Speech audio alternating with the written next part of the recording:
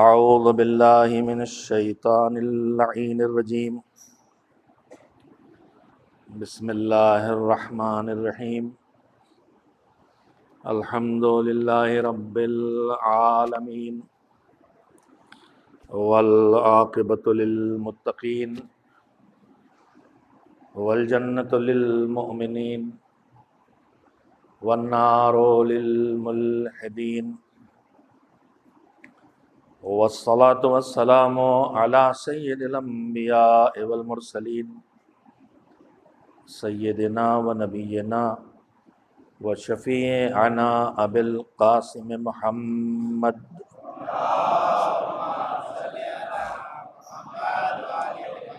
و آلہ الطیبین الطاہرین المعصومین المظلومین واللعنۃ الدائمۃ الباقیۃ علی اعدائہم اجمعین من الآن الی یوم الدین اما بعد فقال رسول اللہ صلی اللہ علیہ وآلہ وسلم ان الحسین مصباح الہدی وسفینۃ النجاح وقال فی مکان آخر ان لقتل الحسین حرارۃ فی قلوب المؤمنین لا تبرد ابدا۔ صلوات بھیجیں محمد وآل محمد علیہ وسلم۔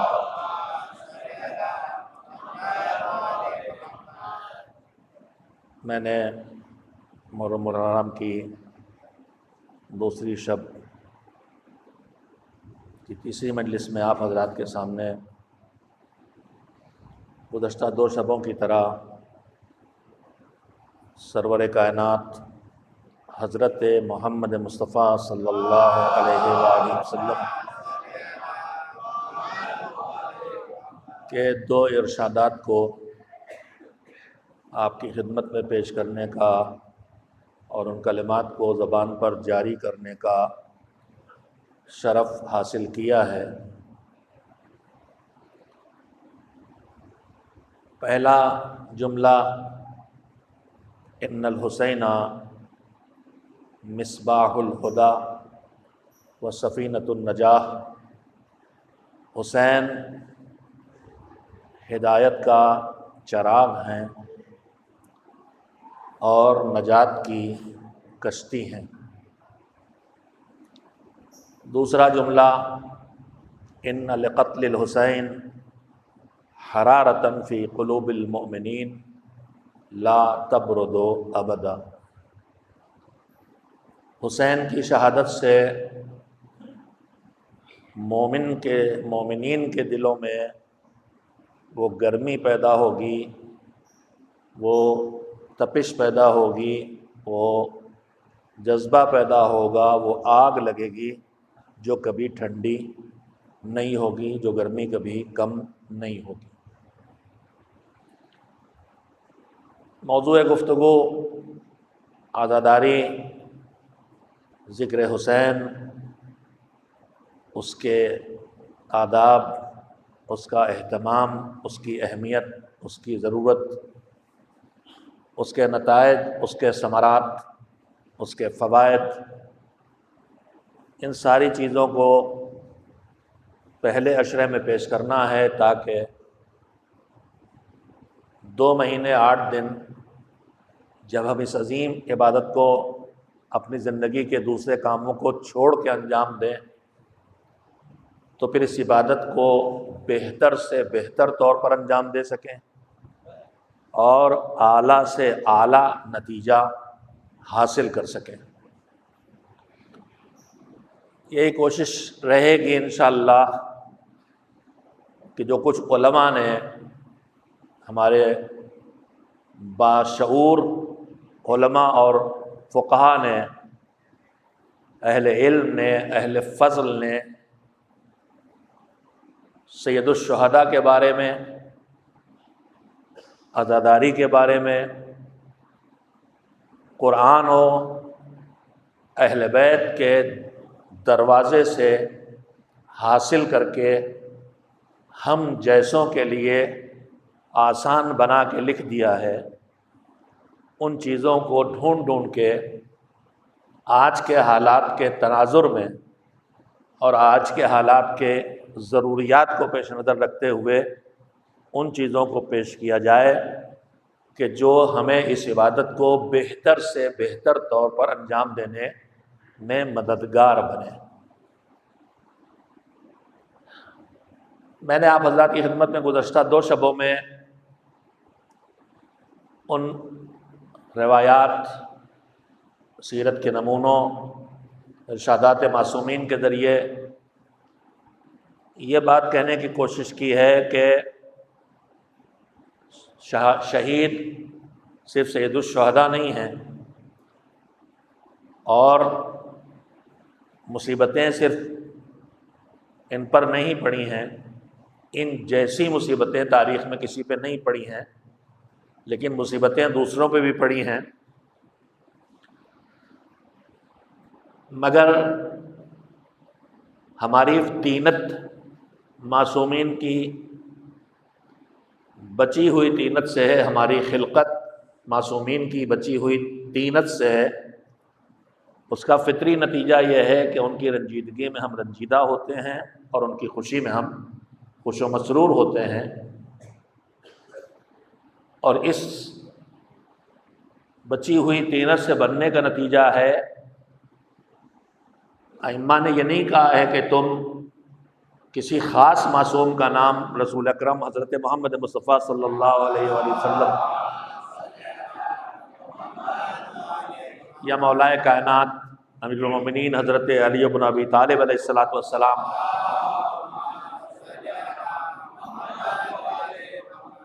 یا مادر ائمہ حضرت زہرا سلام اللہ علیہا وعلیہم اجمعین یا ان کی نسل میں آنے والے معصومین سے کسی ایک خاص کا ذکر نہیں ہے، ہم سب ان سب کی طینت سے بنے اور ان کی طینت ایک ہے، تو ان کی خوشی میں خوش ہوں گے، ان کے رنج میں رنجیدہ ہوں گے، اور ہم سال بھر عزاداری بھی کرتے ہیں۔ سید الشہداء کی شہادت کے علاوہ ہر معصوم، بلکہ معصوم کے خانوادے سے جڑے اصحاب اور ان کے خانوادے کے افراد، ان کے غم میں بھی ہم رنجیدہ ہوتے ہیں، خوشیوں میں خوش ہوتے ہیں۔ لیکن اگر آپ توجہ فرمائیں گے تو جو اہتمام پروردگار کی طرف سے حسین کی عزاداری کے لیے کیا گیا ہے، وہ کسی بھی اور معصوم اور اہل بیت علیہ السلام کی کسی فرد کے لیے نہیں کیا گیا ہے۔ سارے معصومین کی سیرت میں اشارے کرتا رہتا ہوں روزانہ، چوتھے امام سے لے کے، بلکہ میں نے کل اشارہ کیا تھا یہاں یا وہاں کی مجلس میں کہ جناب آدم سے لے کے جناب خاتم تک، اور مولا علی اور امام مجتبیٰ اور بی بی زہرا قبل شہادت حسینی گریہ کیا ہے نبیوں نے، اماموں نے، اور بعد شہادت حسینی 11ویں امام تک کی سیرت اہتمام اعضاء پر مشتمل ملتی ہے۔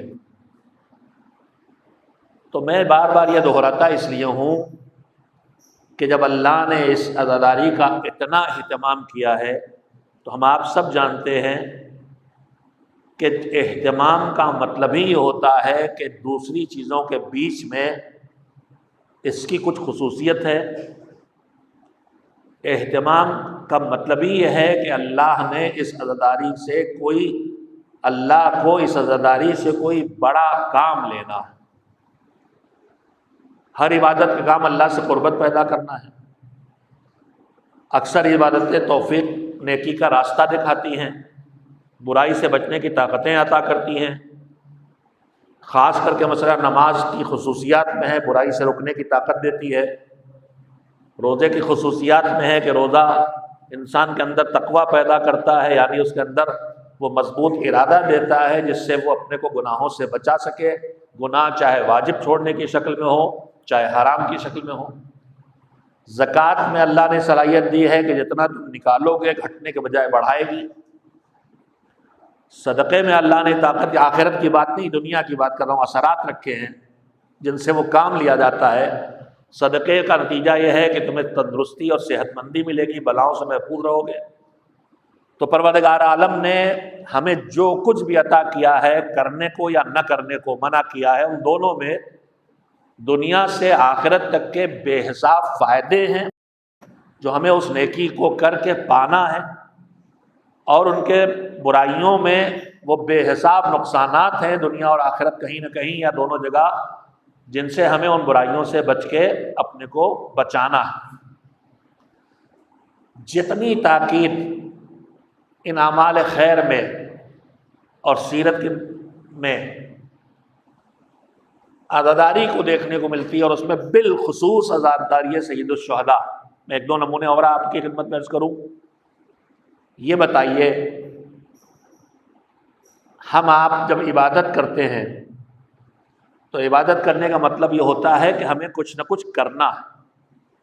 عبادت یا زبان سے ہوگی، زبان چلے گی، ذکر خدا ہو، تلاوت ہو، قصیدہ خوانی ہو، مرثیہ خوانی ہو، زبان تو چلے گی۔ عبادت ہاتھ پیروں سے ہوتی ہے، آدمی نماز پڑھ رہا ہے، آدمی طواف کر رہا ہے، آدمی ماتم کر رہا ہے، اعضاء جوارح شامل ہے۔ عبادت آنکھوں سے ہوتی ہے، ماں باپ کے چہرے کو محبت و احترام سے دیکھ رہا ہے، عالم کے چہرے کو دیکھ رہا ہے، مومن کو احترام سے دیکھ رہا، محبت سے دیکھ رہا ہے، عبادت ہے۔ زبان سے، آنکھوں سے، ہاتھوں سے، کانوں سے، اس سب سے عبادت ہوتی ہے۔ یعنی ہم جب کچھ اپنے ارادے سے کرتے ہیں تو اس سے عبادت ہوتی ہے، مگر پروردگار عالم جب بانٹنے پہ آتا ہے تو ہم نے ماہ مبارک رمضان میں سنا ہے اس بات کو کہ وہاں روزے دار کا روزہ رکھ کے سانس لینا بھی عبادت بن جاتا ہے، یہ ہم نے پڑھا ہے۔ اب عظمت عزاداری کو احساس کریں گے انشاءاللہ۔ ہمارے چھٹے امام حضرت جعفر صادق علیہ السلام فرماتے ہیں، سانس لینا بھی ایک عمل ہے، سانس لینا بھی ایک عمل ہے جس میں انسان کا چاہے ارادہ شامل ہو چاہے شامل نہ ہو۔ جو میں روایت پڑھنا چاہتا ہوں اس کے دو فقرے ہیں۔ امام نے فرمایا کہ نفس المحموم لنا عبادہ، نفس المحموم لنا وہمہ لنا عبادہ۔ ہم سوچتے ہیں عبادت عزاداری عبادت ہے تو ہم ماتم کریں گے سینے پہ تو عبادت، روئیں گے تو عبادت، مجلس بیٹھ کے سنیں گے تو عبادت، مرثیہ نوحہ سلام پڑھیں گے تو عبادت، امام مرگاہ میں زیارت کے لیے جائیں گے تو عبادت پیروں سے، تبرک بانٹیں گے تو ہاتھوں سے عبادت، مال سے عبادت، یہ سب عبادتیں ہیں۔ مگر جب ہم گھر میں بیٹھے ہیں چپ کے تو اب کہاں عبادت ہوگی اس عزاداری کی؟ لیکن زندگی سے کتنا جوڑا ہے، کتنا جوڑا ہے۔ آپ دیکھیے اس حدیث کو یہیں روک کے میں آپ کو کہنا چاہوں گا، عزائے حسین کو، ذکر حسین کو زندگی سے کتنا جوڑا ہے۔ کسی بھی معصوم کے لیے نہ ملے گا حکم کے ان کی شہادت کو یاد کرو تو کیا کرو، مگر اب زندگی سے کتنا جوڑا ہے۔ ہماری دو چیزیں ہیں ہماری زندگی کے لیے ضرورتیں ہیں، ان میں دو بہت نمایاں چیزیں ہیں، ایک ہے پانی اور ایک ہے ہوا۔ سانس لیے بغیر ہم نہیں جی سکتے، پانی کے بغیر ہم زندہ نہیں سکتے، کھانا بھی ہماری ضرورت ہے، لیکن کھانا 2 4 6 دن نہ ملے آدمی جی لیتا ہے۔ زلزلوں میں لوگ دب جاتے ہیں، کتنے دن کے بعد نکلتے ہیں، زندہ مل جاتے ہیں، انہیں سانس ملتی رہی۔ پانی بھی نہیں ملا، مگر کھانا 10 دن نہ ملے آدمی جی جائے گا۔ کئی لوگ بہت زیادہ لمبی مدت تک بھی جی لیتے ہیں، مگر پانی کم مدت پہ اگر نہیں ملے گا تو پھر 2 3 دن 4 دن 6 دن جو مان لیا جائے، اس کے بعد آدمی نہ جی سکے گا۔ مگر ہوا، سانس، وہ اور کچھ منٹ کی بات ہے بس۔ تو زندگی کی ضرورت پانی ہے، جن میں نہ جانے کتنی مرتبہ ضرورت پڑتی ہے، اور زندگی کی ضرورت سانس ہے جو آدمی لیتا ہی لیتا ہے۔ اب دونوں روایتیں سنیے، پہلی روایت ایک سنا چکا، ایک اور سنا دیتا ہوں، پھر ترجمہ کروں گا۔ فرمایا کہ جب بھی پانی پیو تو حسین کو یاد کرو، یعنی زندگی میں کتنی مرتبہ حسین کو یاد کرنے کا نظام پروردگار نے ہمیں دے دیا، لیکن اس میں بھی صرف کہ گھنٹے آدمی پانی نہیں پیے گا، مگر وہاں سے آگے بڑھا کہا کہ نہیں، صرف یہی عبادت نہیں ہے کہ تم پانی پیو تو حسین کو یاد کرو۔ فرمایا کہ نفس المحموم لنا عبادہ، تم سانس لے رہے ہو، اسی بیچ میں اگر حسین کی یاد آ گئی اور تم نے ایک ٹھنڈی سانس بھر دی تو یہ ٹھنڈی سانس بھر دینا بھی عبادت بن جائے گا۔ ایک صلوات بھیجے محمد و آل محمد علیہ وسلم۔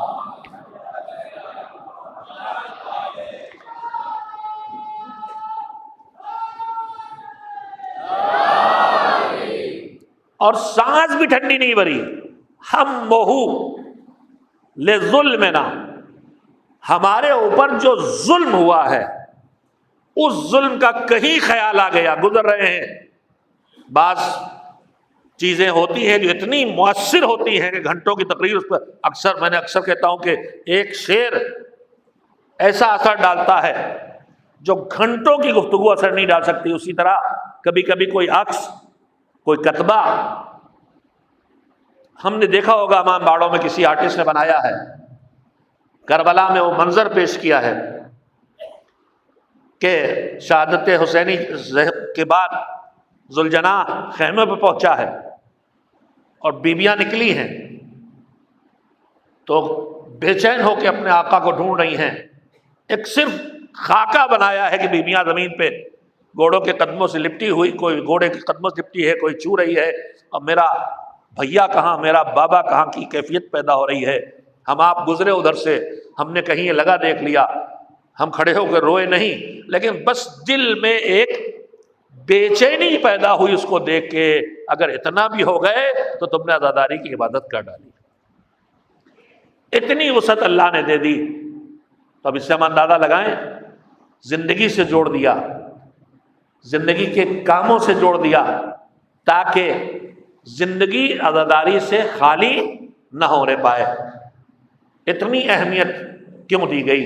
میں نے تھوڑا وقت آپ کا لے لیا یہی بات کہنے کے لیے کہ میں روزانہ کچھ نہ کچھ یہ حدیثیں اور روایات اس لیے میں سناتا رہتا ہوں کہ ہم بھولتے ہیں، تو ہمیں اگر ان کی اہمیت یاد دلائی جاتی رہے گی تو ہم اس سے کچھ نہ کچھ فائدہ ہی ہوگا کہ جب ان تذکروں کو سنیں گے، اس اجر کو سنیں گے، اس ثواب کو سنیں گے، ان ثمرات کو سنیں گے جو عزاداری سے ہمیں حاصل ہونے والے ہیں، تو اس کے نتیجے میں ہماری توجہ بڑھے گی، اور جب اسے عبادت سمجھ کے کریں گے تو پھر ہمیں احتیاط کرنا ہوگی کہ عبادت ہے تو اس میں آداب کا خیال رکھا جائے، اس میں پروردگار کے بنائے نظام کا خیال رکھا جائے، ہر چیز صرف اپنے جی سے نہ کی جائے، مذہب کے بنائے معیار پہ اسے پرکھ لیا جائے کہ عزاداری کا ایک عنوان یہ بھی بنتا ہے۔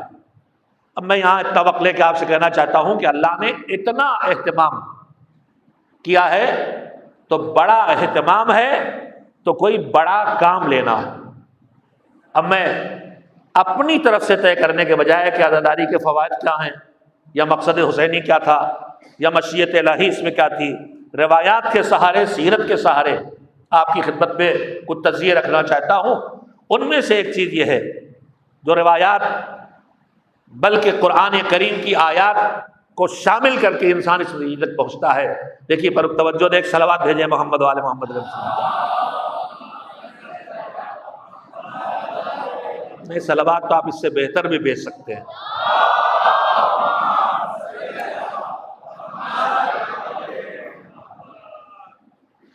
چند منٹ میں آپ کے لوں گا، جب ہماری نگاہ میں ہو کہ میں نے پہلے دن یا دوسرے دن کہا تھا کہ ہم کسی بھی عمل خیر سے کیا کیا پا سکتے ہیں، وہ سب ہمارے سامنے رہنا چاہیے۔ کبھی کبھی ایسا ہوتا ہے کہ ہم کسی عبادت کا بہت چھوٹا سا فائدہ اٹھا لینے کے لیے اس کو انجام دینے لگتے ہیں، اور بڑے اس کے فوائد تک ہم نہیں پہنچ پاتے۔ ہر عبادت کا دنیاوی اثر ہے، کہیں روزی بڑھنا، کہیں پریشانیاں دور ہونا، کہیں صحت، جو کچھ میں نے بھی دہرایا، بار بار کہہ رہا ہوں لیکن دنیاوی اثر پہ رک جانا کوہتا نظری ہے۔ ہر اللہ نے ہر اچھے کام میں دنیا کے فائدوں کے بعد آخرت رکھی، اور آخرت میں ان کی شفاعت سے لے کے صراط پر سے گزرنے تک قدم قدم کی جو منزلیں ہیں ان میں یہی اعمال خیر کام آنے والے ہیں۔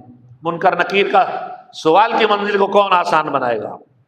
فشار کی منزل کو کون آسان بنائے گا؟ اس کا الٹا بھی ہے، منکر نکیر کے سوال کو کون دشوار بنا دے گا ہمارا عمل، فشار کی منزل کو کون دشوار بنا دے گا عمل، دونوں صورتیں ہیں۔ تو ہمیں صرف دنیا کے فوائد پہ نہیں رکنا چاہیے۔ مثلا اکثر زیارت عاشورہ عموماً چونکہ اس کے بے حساب فوائد ہیں اور ان میں سے ایک ہے روزی میں وسعت، تو ہم میں سے بہت لوگ بتا بھی دیتے ہیں کہ روزی تنگ دستی ہے کا زیارت عاشورہ پڑھیے، لیکن ٹھیک اس غرض سے پڑھے بھی، لیکن وہیں رکنا نہیں چاہیے۔ زیارت عاشورہ پڑھیں تو یہی نہ رک جائے کہ روزی ملے گی، یہ بھی دماغ میں رہے کہ مولا روز آپ کے سامنے آ کے سلام کرتے ہیں تو مرتے وقت آپ سراہنے آ جائیے گا۔ یہ بھی خیال رہے کہ آپ پہ ہم سلام کر رہے ہیں تو ہر مرحلے احتیاج میں قبر میں آپ سہارا بن جائیے گا، صراط پہ گزرنے میں آپ مدد کر دیجیے گا۔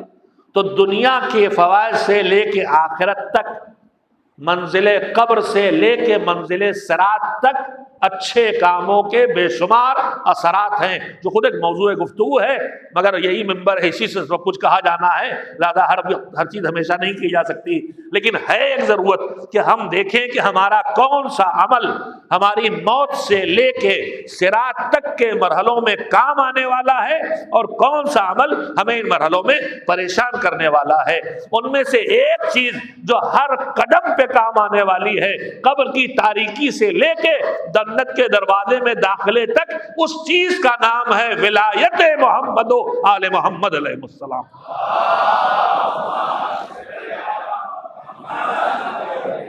آ گئی ہے بات؟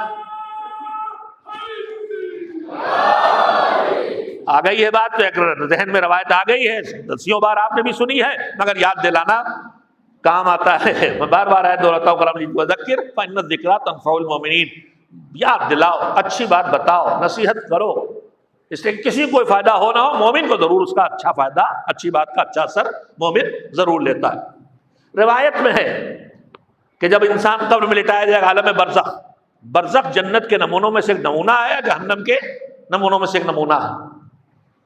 ائمہ کا ارشاد مسلسل ہے، چھٹے امام کا صاف صاف ارشاد ہے کہ برزخ اما روضۃ من ریاض الجنہ او حفرۃ من حفر النار، برزخ جنت کے باغوں میں سے باغ بن کے زندگی بسر ہوگی، یا جہنم کی کھائیوں میں سے کھائی بن کے، کوئی تیسری جگہ برزخ میں نہیں ہے، یا وادی السلام یا وادی برہوت۔ روایت کہتی ہے کہ جب قبر میں لٹایا جائے گا تو کچھ نورانی وجود اس کے سرانے، پائنتی، داہنے بائیں، سامنے پیچھے ہر طرف کھڑے ہوں گے۔ وہ غلطیاں کر کے گیا، گناہ کر کے آئے، اب عذاب آنا شروع ہوا تو کبھی سامنے والا روک لے گا، اس کو نہ آنے دے گا، کبھی پائنتی والا، کبھی داہنی طرف، کبھی بائیں طرف، کبھی جو آگے ہے جو کبھی پیچھے ہے، یہ سب اس کے ارد گرد کھڑے ہوں گے، اور ایک سب سے نورانی وجود قبر کے گوشے میں کھڑا ہوگا، سب سے حسین و جمیل اور نورانی۔ اب ادھر سے حملہ شروع ہوا عذاب کا، اس نے گناہ کیے ہیں، ان گناہوں کے حساب سے عذاب قبر شروع ہو رہا ہے، لیکن جدھر سے آتا ہے ادھر سے وہ نورانی وجود۔ اب مجھے اتنی تفصیل یاد نہیں رہ گئی کہ میں پوری جزیات سنا سکوں آپ کو، کہ مثلا سامنے نماز کھڑی ہے، دائیں طرف مثلا زکوٰۃ ہے، بائیں طرف روزہ ہے، حج ہے، مگر یہی واجبات ہیں، نیکیاں ہیں، نماز ہے، زکوٰۃ ہے، روزہ ہے، حج ہے، یہ سب کھڑے ہیں اور مصیبتوں کو آنے والی روک رہے۔ ایک سب سے خوبصورت وجود گوشے میں کھڑا ہے، اس نے ایک مرتبہ شکریہ ادا کیا، تم سب کا شکریہ کہ تم اس پر آئے ہوئے عذاب کو روک رہے ہو۔ جب تم سے اس پر آیا عذاب روکے نہ رکے، توجہ دے روایت کے الفاظ پر، یعنی عذاب گناہ اتنا شدید ہے کہ اب نماز اس کو نہیں روک پا رہی، روزہ اس کو نہیں روک پا رہا، حج اس کو نہیں روک پا رہا، صدقہ زکات مثلا اس کو نہیں روک پا رہے، تو وہ جمیل حسین و جمیل نورانی پیکر جو گوشے میں کھڑا ہے وہ کہتا ہے جب تم کمزور پڑنے لگو اور اس پر عذاب کو نہ روک سکو تو مجھے بتا دینا، ہم روک لیں گے۔ ان سب نے پوچھا آپ کون ہیں؟ تو کہا میں ولایت محمد و آل محمد علیہ السلام۔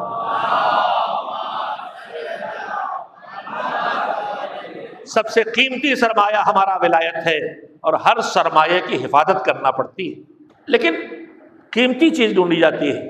آدمی بے قیمت چیزیں چھوڑ دیتا ہے، کوئی مسئلہ نہیں، قیمتی چیز ہی دشمن ڈھونڈتا ہے۔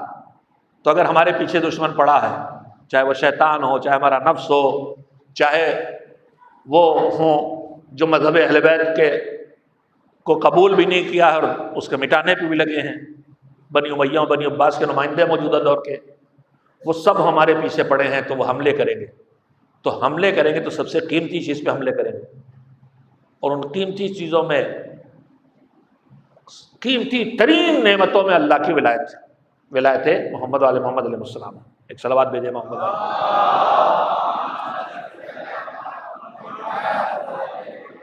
لہذا ہمیں اس کی حفاظت کی بھی فکر کرنا ہوگی۔ اس کی حفاظت کاہے سے ہوگی اس وقت میرا موضوع نہیں ہے، لیکن آپ کو سوچنا ہوگا کہ دشمن چھینے گا تو کیسے چھینے گا، یہ ولایت لے جائے گا تو کیسے لے جائے گا۔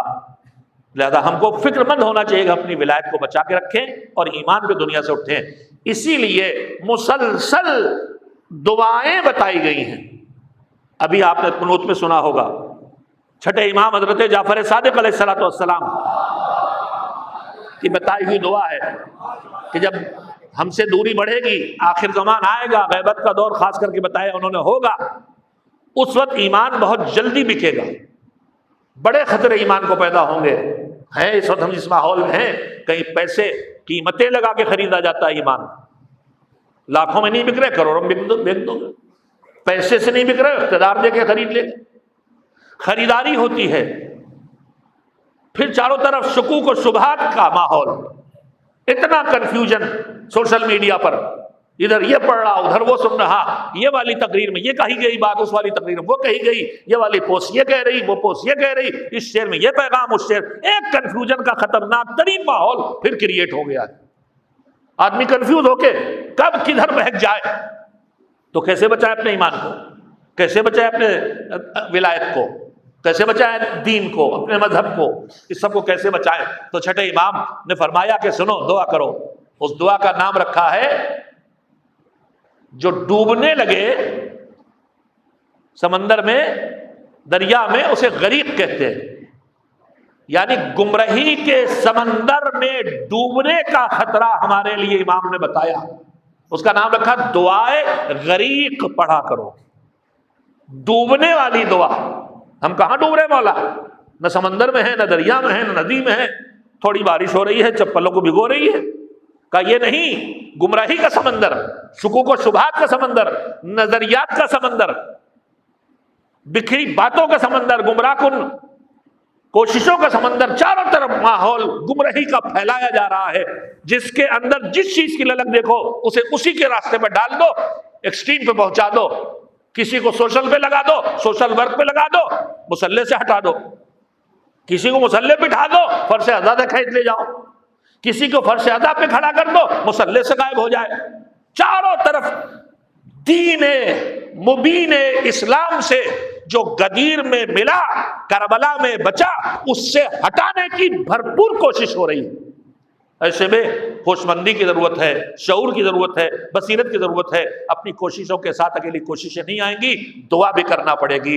سنیے وہ دعا کیا ہے۔ چھٹے امام نے فرمایا دعائے غریب پڑھو۔ کیا ہے؟ ہم آپ پڑھتے اکثر پڑھیں، پابندی سے پڑھیں۔ یا اللہ، یا رحمان، یا رحیم، یا مقلب القلوب ثبت قلبی علی دینک، یعنی دین پر آ جانا ہی کمال نہیں ہے، آخر موت، عمر تک، مرتے دم تک اسی دین و مذہب و ایمان و توحید و رسالت و امامت و ولایت و قیامت و حساب و کتاب و جزا و سزا کے، عدالت کے عقیدے پر باقی رہ کے مرنا بڑا کام ہے۔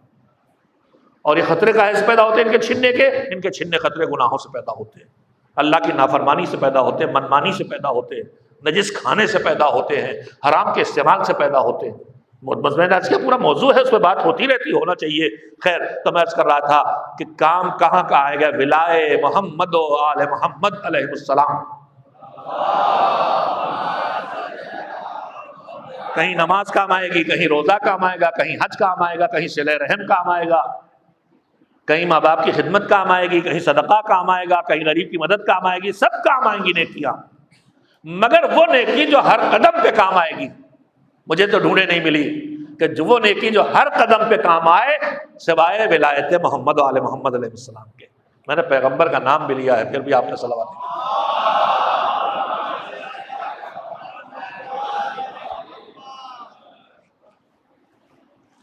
لشکر کے دو حصے ہوتے ہیں، ایک میمنہ، ایک میسرہ، ایک قلب لشکر۔ تو قلب لشکر پہ تو میرے یہ کیمرے لگے ہیں جو بولتے نہیں ہیں، صرف منتقل کرتے ہیں، لیکن میمنہ میسرہ تو موجود ہے، پھر بھی ذرا اصل بات ویسی نہیں ہو رہی جیسی ہونا چاہیے۔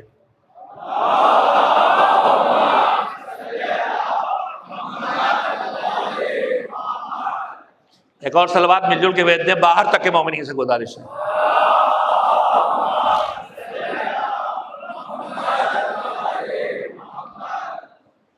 تو جو میں نے بات آئی تھی، میں نے آپ سے خدمت میں کہہ دی کہ ہمیں ہوشیار رہ کے جینے کی ضرورت ہے۔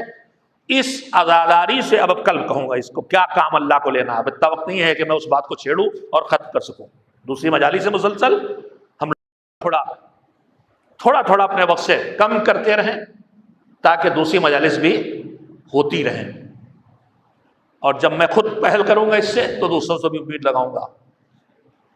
ماشاء اللہ سے اب آئی ہے بات، میں نے عرض کیا تھا کہ یہ عظیم ترین عبادت ہے اور اس سے عظیم ترین اللہ کو کام لینا ہے۔ وہ کل انشاءاللہ جو باتیں کہنا چاہتا ہوں کہوں گا، لیکن آج جب سلسلہ گفتگو میں کہنا چاہوں گا کہ جس عظیم ترین عبادت کے آداب اور اس کے تقاضوں کو دیکھیے، ہر معاملے میں ہم ایک مریض بن کے ڈاکٹر کے پاس جائیں تو وہ دو چیزیں کہتا ہے، ایک نسخہ لکھتا ہے دوا کھاؤ، یہ کھانا کھاؤ اور یہ نہ کھاؤ، یہ نہ کھاؤ، یہ نہ کھاؤ۔ آپ کی زبان میں کچھ ڈوز ہوتے ہیں، کچھ ڈو ناٹس ہوتے ہیں۔ ہر معاملے کے ڈوز ہیں اور ڈو ناٹس ہیں۔ نماز پڑھیں گے ہم، کیا کیا کریں، کیا کیا نہ کریں۔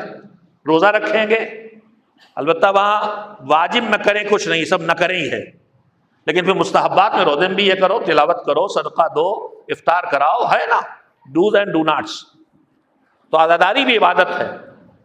معصومین کے ارشادات کے اور ہدایات کی روشنی میں اس کے بھی دو حصے بنتے ہیں، کیا کرے کیا نہ کرے۔ میں نے 2-3 تذکرے اب تک کیے ہیں۔ ہم کچھ بھی عزاداری کو عنوان سے کریں، جلوس نکالیں، مجلس کریں، شب بیداری کریں، مسالمہ کریں، نوحہ پڑھیں، ماتم کریں، نذر کریں، نیاز کریں، جو بھی مراسم عزا ہیں جن سے حسین کی عزا کا اہتمام کیا جاتا ہے، ان سب میں نے عرض کیا، پھر دہراتا ہوں، 2 چیزیں ہمیشہ پیش نظر رہیں جس کی پابندی کر کے ہمارے بزرگوں نے یہ امانت ہم تک اس طرح پہنچائی ہے کہ آج بھی بے دینی پھیلنے کے باوجود، دنیا میں مشغولیت بڑھنے کے باوجود، دین سے دوری کا ماحول بننے کے باوجود، فرش عزا پورے اہل بیت کے چاہنے والوں کو کھینچ کے لے آتا ہے۔ وہ 2 چیزیں ہیں، ایک ہے سادگی اور ایک ہے عزا کی کیفیت۔ ہر چیز کی سادگی برقرار رہے اور ہر چیز کی عزا کی کیفیت برقرار رہے، اور ان سب سے بھی اوپر جو بنیادی چیز ہے وہ ہے خلوص اور للہیت۔ نہ دکھاوے کے لیے، نہ نام کے لیے، نہ لوگ کہیں اس لیے، نہ واہ واہ کریں اس لیے، نہ کہا جائے اس کا تبرک اونچا تھا اس لیے، نہ اس کا نوحہ چل گیا اچھا رہا اس لیے، نہ مجلس اونچی ہو گئی اس لیے نہیں، بس اس لیے کہ حکم خدا ہے، اللہ کی رضا اس میں ہے، پیغمبر خدا محمد مصطفیٰ صلی اللہ علیہ وسلم کی خوشنودی اس میں ہے۔ حضرت فاطمہ الزہرا سلام اللہ علیہا کی رضا اس میں ہے، حضرت حسن مجتبیٰ کی خوشی اس میں ہے، میرے سردار سید و سردار جنہوں نے اپنا سب کچھ لٹا دیا ہماری بقا اور ہماری حفاظت اور ہم تک دین پہنچانے کے لیے، اس حسین کی خوشنودی بھی اسی میں ہے کہ جو اس کا پیغام ہے اس کو ہم زندہ رکھیں، اور جیسے ہمارے بزرگوں نے ہم تک پہنچایا ہے وہ اگلی نسلوں تک پہنچائیں۔ ان میں ہمیں کچھ کرنے کے کام ہیں اور کچھ کاموں سے بچنے کی ضرورت ہے۔ 2-3 باتیں میں روز کہہ چکا ہوں، آج ایک توجہ آپ کی حاصل کرنا چاہتا ہوں۔ ہم اللہ نے جو نظام دین دیا ہے، اس نظام دین میں ایک نظام ہے ڈسپلن، انضباط، اس کا ایک اہم حصہ ہے وقت کی پابندی۔ اللہ نے بہت سی عبادتوں کو وقت سے جوڑا ہے، نماز کو وقت سے جوڑا، روزے کو وقت سے جوڑا، ٹائم سے بھی جوڑا، مہینے سے بھی جوڑا، حج کو بھی جوڑا، بہت سی عبادتیں ہیں، اور بہت سی عبادتوں کا اللہ نے طریقہ بھی معین کر دیا کہ ایسے کرنا ہے، بس وقت بھی معین کر دیا، طریقہ بھی معین کر دیا۔ جب وقت اور طریقہ دونوں معین ہو تو وہ اسی طرح ہو سکتا، اس کے علاوہ نہیں ہو سکتا۔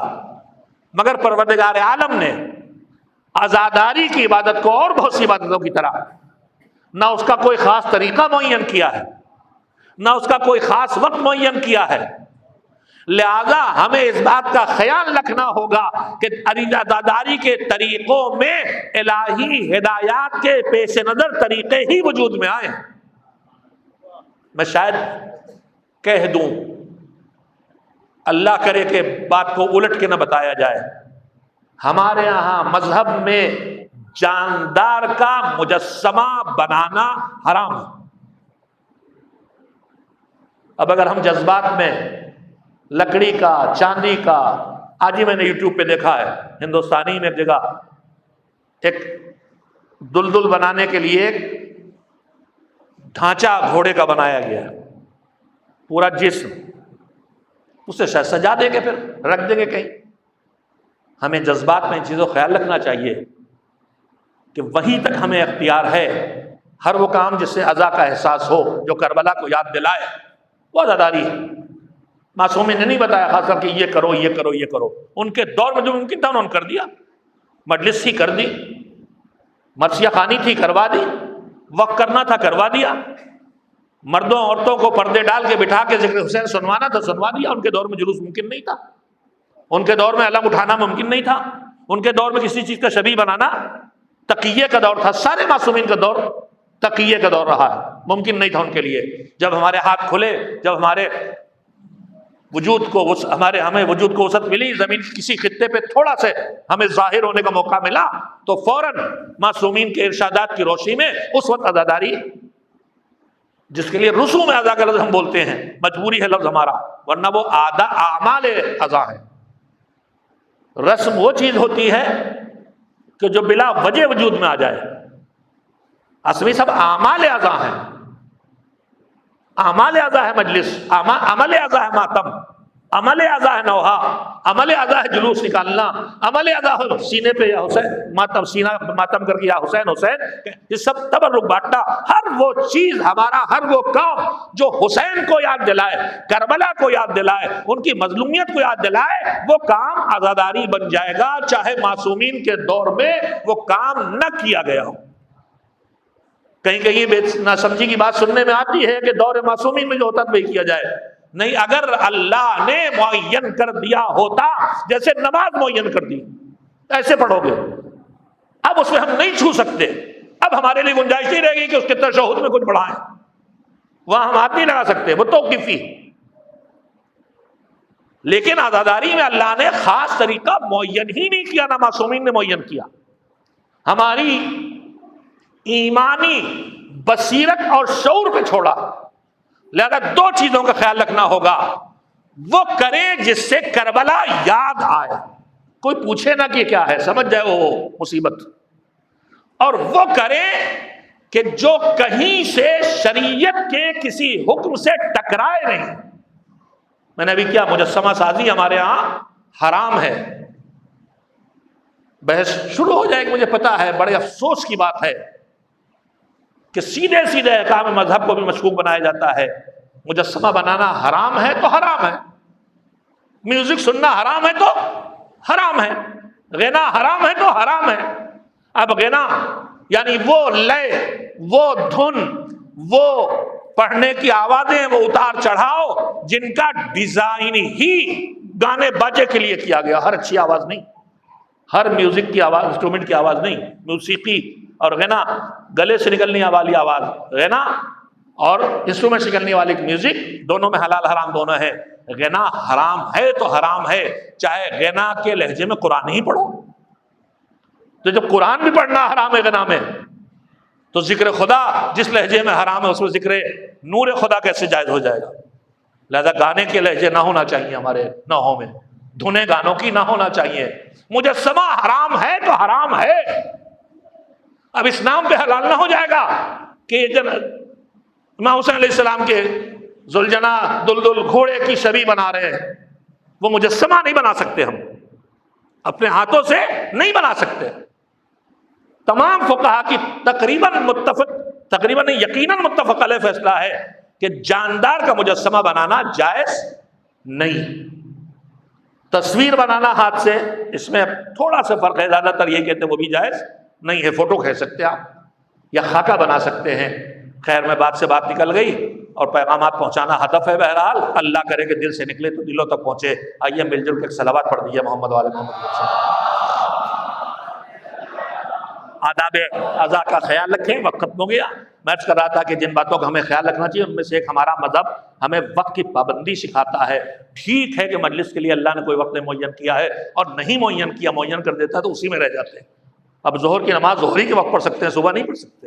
صبح کی نماز صبح ہی پڑھ سکتے ہیں، مغرب میں نہیں پڑھ سکتے، مگر عزاداری جب چاہیں تب کر لیں، وہی اس کا اول وقت بھی ہے، وہی اس کا وقت فضیلت بھی ہے۔ کسی نے بہت اچھا جملہ کہا ہے کہ نماز بر وقت، عزاداری ہر وقت۔ لیکن عزاداری جس وقت بھی ہم شروع کریں، ایک ہم اعلان کرتے ہیں مجلس شروع ہوگی کب؟ 10 بجے۔ ابھی ہم یہیں پیچھے ہیں کہ 10 کا مطلب 10 نہیں ہوتا۔ پورے ملک میں گھومتا ہوں، کہیں 10 کا مطلب 10:30، کہیں 10 کا مطلب 11، کہیں 10 کا مطلب 12۔ پوچھنا پڑتا بھائی یہاں اس اعلان کا مطلب کیا ہے؟ میرا ننیال بجنور قصبہ ہے لکھنؤ کا، مولانا غلام نصیری صاحب رحمہ کا وطن۔ وہاں خواتین کی مجلس کا اعلان ہوتا تھا 10 بجے، ہوتی تھی شام کو 5 بجے۔ ہم نے کہا بھائی 5 بجے کا اعلان کر دو، کہا 5 بجے تو 10 بجے رات میں ہوگی۔ تو ابھی تو ہم اس میں ہی کچے ہیں، لیکن 2 چیزیں ہم اگر شروع کر دیں تو بہتر عزاداری ہوگی۔ شروع کرنے کا وقت بھی معین ہو، ختم کرنے کا وقت بھی معین ہو۔ حسین جوڑنے آئے تھے، حسین توڑنے نہیں آئے تھے۔ ہمارا جلوس پہلے کہ آپ کا، ہم پہلے نوحہ پڑھیں گے کہ آپ، ہم 1 گھنٹہ پڑھیں گے، آپ 40 منٹ پڑھیں گے، یہ سب ہمیں کرنے کے بجائے کربلا سے ایثار کا، ایثار بھی نہیں ہے، یہ تہذیب ہے، ادب ہے کہ دوسرے کا خیال رکھا جائے۔ لہٰذا میں دوسرے خیال رکھیں۔ میں چاہتا 9 سے پہلے ختم کر دوں، میں خود معذرت خواہ ہوں، میں بس یہی بات کو روکتا ہوں۔ ایام اذا شروع ہو گئے۔ آج 2 محرم کی شب ہے۔ 2 محرم کی شب کا مطلب یہ ہے کہ حسین کا قافلہ شہادت مسلم کی خبر پانے کے بعد رنج و غم کا شکار ہو کے کوفے کی طرف چلا ہے، اور حر کا لشکر مل گیا ہے، اور حر نے حسین کا راستہ روک لیا ہے۔ اور صرف راستہ نہیں روکا ہے بلکہ کربلا کے صحرا میں لا کے پہنچا دیا۔ اب روایات کثرت سے ہیں کہ چلتے چلتے جب ایک مرتبہ کربلا کے صحرا میں قافلہ پہنچا تو روایات کہتی ہیں کہ گھوڑے کو ٹھوکر لگی۔ حسین ملتفت ہیں کہ ہمیں کدھر جانا ہے، ہمیں کہاں جانا ہے اور کیا ہونا ہے۔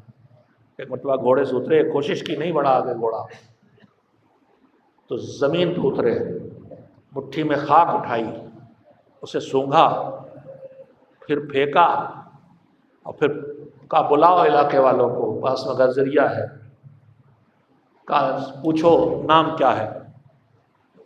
انہوں نے نام بتانا شروع کیا، اس کو نینوا کہتے ہیں، کوئی اور نام کہا اسے غازریہ کہتے ہیں، کہا اور کوئی نام، کہا اسے شط فرات بھی کہتے ہیں۔ نام بتاتے بتاتے کسی نے بتایا اسے کربلا بھی کہتے ہیں۔ روایت کہتی ہے دیکھیے یہ مومن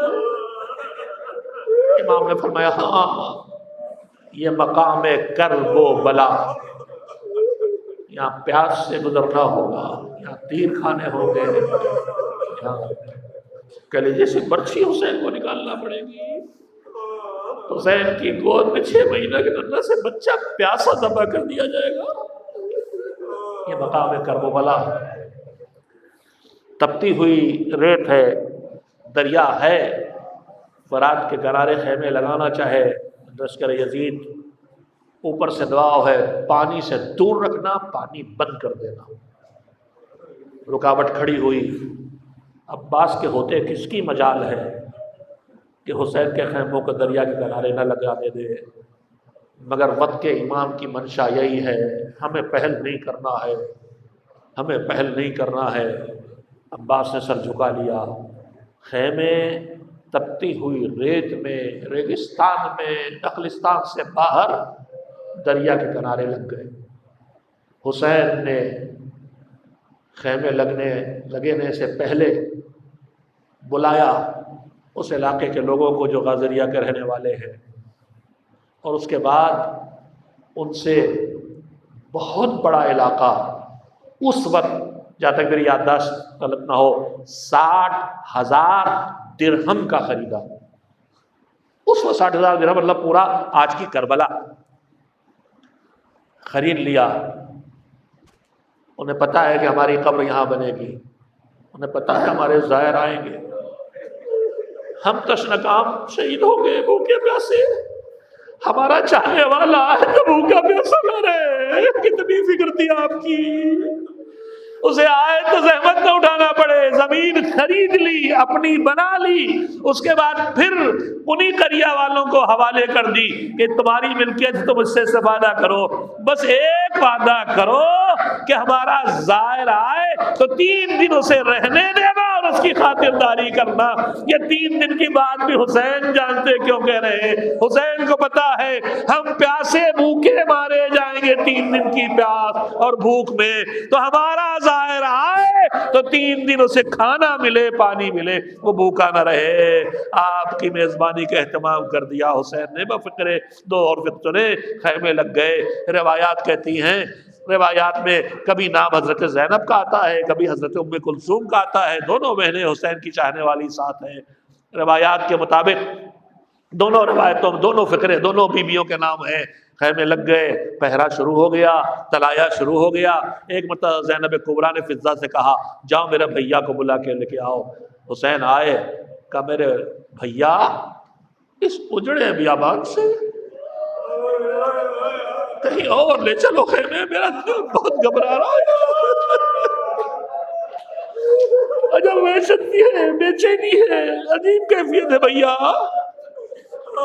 کہا میری بہن تمہارے گود کے پالے تمہارے چاروں طرف پہرے دار ہیں، ایسی ہول کرداری ہے، یہ بے چینی کیوں؟ کہا بھیا ارے میں کیا بتاؤں، جب سے یہاں خیمے لگے ہیں کانوں میں ایسی آواز آتی ہے جیسے میری اماں کی آواز ہو، اور یا حسین کہہ کے اماں رو رہی ہو۔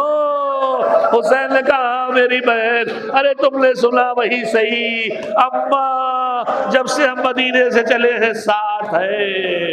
ارے اب گری ہے زہرا کی صدا، کبھی کربلا کے تپتے ریگستان سے بے سر کے جنازوں کے کناروں سے آئے گی، کبھی کوفہ اور شام کے زندانوں کے پاس سے آئے گی، کبھی حسین کے ماتم اور مجلس کے لمحوں کے درمیان سے آئے گی۔ واہ حسینہ، واہ حسینہ، اے میرے مظلوم تجھے پیاسا بھوکا مار ڈالا، قتلوں کا ذبحوں کا ومن شرب الماء منعوا، مارا تھا گلا کاٹا تھا کاٹ دیتے، مگر کم سے کم پانی تو دے دیا ہوتا۔ ہائے میرا پیاسا حسین، ہائے میرا مظلوم حسین۔